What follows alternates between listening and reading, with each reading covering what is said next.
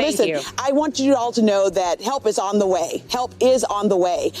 As you stated, we plan on getting that Biden rescue plan, that bill, on the floor of the House of Representatives next week.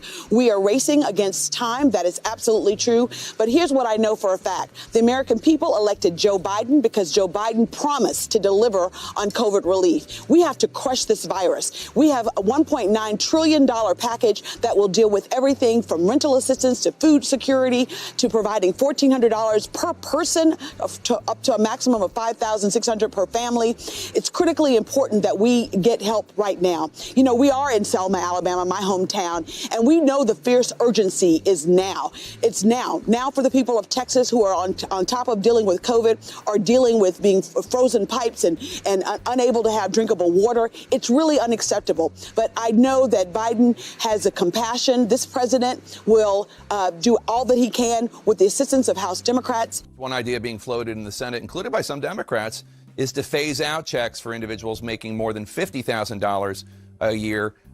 You called that proposal unbelievable and said, quote, in other words, working class people who got checks from Trump would not get them from Biden. Brilliant. Obviously, you're being sarcastic there. It's clear you don't support it. You heard Janet Yellen earlier in the show. She said, obviously, she thinks that somebody who makes $60,000 a year should be getting these relief checks, but she wasn't willing to commit to $75,000. Where do you think the cutoff should be? Well, I think what we have done in the past and what we have promised the American people, we've said two things in the last month. We said we're going to get you $2,000, and that's $600 plus $1,400.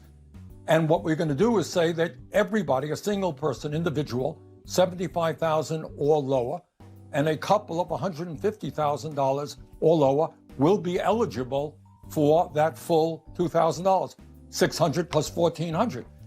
Now the breaking news, everybody, is the House Democrats just released the details of the full $1.9 trillion bill. In the House Budget Committee, Chairman John Yarmuth, the Kentucky Democrat, said, "We are in a race against time. An aggressive, bold action is needed before our nation is permanently scarred by the human and economic cost of inaction." To go forward, we have got to act now. That is what the American people want. Now, as you know, reconciliation, which is a Senate rule, was used by the Republicans under Trump to pass massive tax breaks for the rich and large corporations. It was used as an attempt to repeal the Affordable Care Act. And what we are saying is, you use it for that, that's fine. We're going to use reconciliation, that is 50 votes in the Senate plus the vice president, to pass legislation desperately needed by working families in this country. We have the plan in the fiscal space. We have the American people behind us. And now we have to get the bill done. Now the bill also includes $350 billion in state and local government relief, an extension of $400 federal unemployment benefits, additional money for small businesses, and funding to help reopen schools and vaccine distribution. Now Joe Biden defended the size of the $1.9 trillion package during a speech at a Pfizer plant in Michigan. He said, "Critics say my plan is too big, that it costs $1.9 trillion. They say that's too much." But the president asked, what would they have me cut? What would they have me leave out? Joe Biden also expressed hope that Republicans in Congress will listen to their constituents. He cited a poll that shows his plan has broad public support from both sides of the aisle. A poll from Quinnipiac University recently found that 68% of Americans supported Joe Biden's relief package. Everybody tell me in the comments down below, do you support a third stimulus check and a third stimulus bill from Congress? Leave a comment down below saying yes or no. But folks, so far, the relief package has zero Republican support. On Friday, House Minority Whip Stephen Scalise urged Republicans in an email to vote no on the bill. Democrats plan to use the budget reconciliation process to bypass the Senate filibuster and pass the bill with a simple majority. The proposals in the bill, released Friday, have already been passed by individual House committees over the past several weeks. Now folks, the House Budget Committee will meet on Monday to mark up the package before handing it off to the Rules Committee. And the package is expected to pass. And this stimulus package is expected to be voted on by the entire chamber later next week.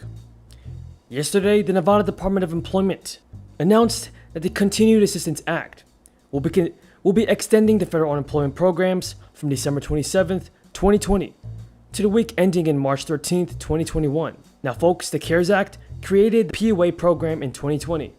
Self-employed people and gig workers could collect up to a total of 39 weeks of benefits.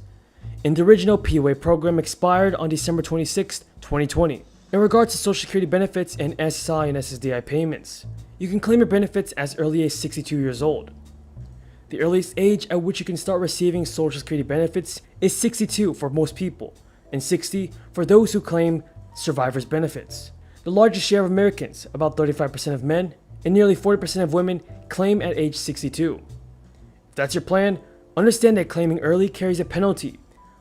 One you'll pay by receiving smaller monthly checks for the rest of your life. That is all the news in today's video, everybody. Hopefully you guys found this useful and helpful.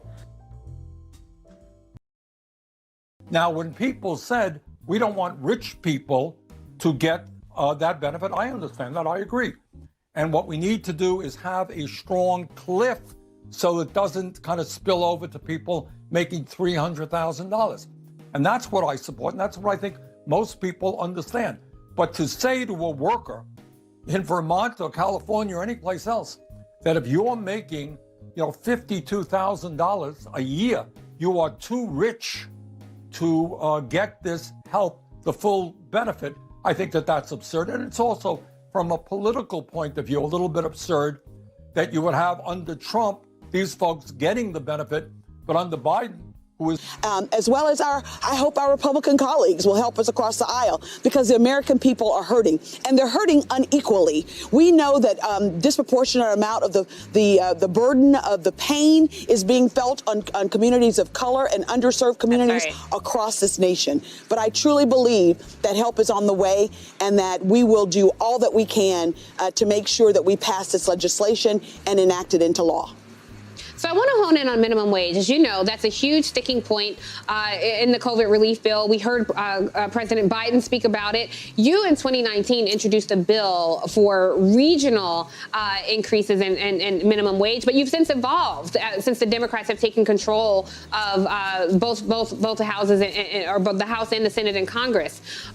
Do you think that the minimum wage hike will live? Will it survive as the COVID relief bill heads to markup in the House next week? I sure hope it does. Look, I was also a original co-sponsor of the Raise the Wage bill that the Representative Scott did. The reality is that we are now in control of the House, the Senate, and the White House. And I know that my constituents deserve a livable wage. The fact is, in the state of Alabama, we're still stuck at the federal minimum wage of $7.25. It's simply not enough for anybody to live off of, and we must increase it. I do believe that the cost of living here in Selma, Alabama is different than the cost of living in New York City.